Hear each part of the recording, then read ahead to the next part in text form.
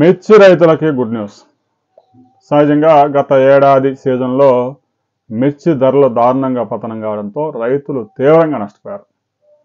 క్వింటా 6,000, 7,000, 8,000, 9,000 ధర పడిపోవడంతో కనీసం కోత కూలి ఖర్చులు కూడా రాలేదు. ఇక అవకాశం ఉన్న రైతులు కోల్డ్ స్టోరేజ్ల్లో మిర్చిని నిల్వ చేసుకున్నారు. వ్యాపారస్తులు కూడా పెద్ద ఎత్తున స్టాక్ చేశారు.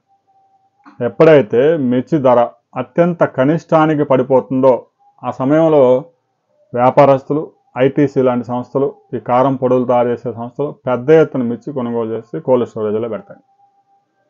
ఇక చైనా వాడు కూడా పెద్ద ఎత్తున మిర్చిని దిగుమతి చేసుకోవడానికి ఆర్డర్స్ పెట్టాడు. చైనాలో మిర్చి బాగా పండే ప్రాంతాల్లో వర్షాలు, వరదలు వచ్చి పంట దెబ్బ తినిపోయింది అనే సమాచారం అంతా ఉంది.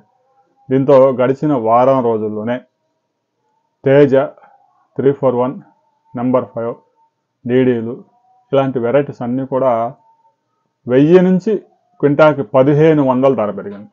రాబోయే రోజుల్లో కూడా ఈ ధర మరింత పెరిగే అవకాశం ఉంది. పెద్ద ఎత్తున మిర్చి ఎగుమతులు మొదలయ్యాయి. రాబోయే రోజుల్లో ఈ మరింత పెరగబోతా ఉన్నాయి అనే సంకేతాలు కూడా వచ్చాయి.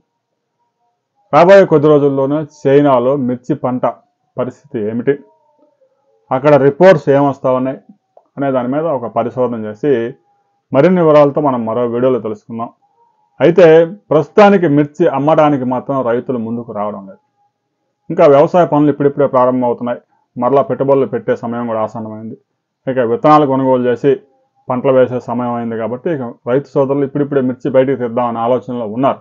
ఇంకా 15 రోజులు, 20 రోజుల వరకు సమయం ఉంది. ఈలోగా మిర్చి ధరలలో మరికొంత ఇంక్రీజ్ పెరిగే అవకాశాలు కూడా స్పష్టంగా కనిపిస్తూ ఉన్నాయి.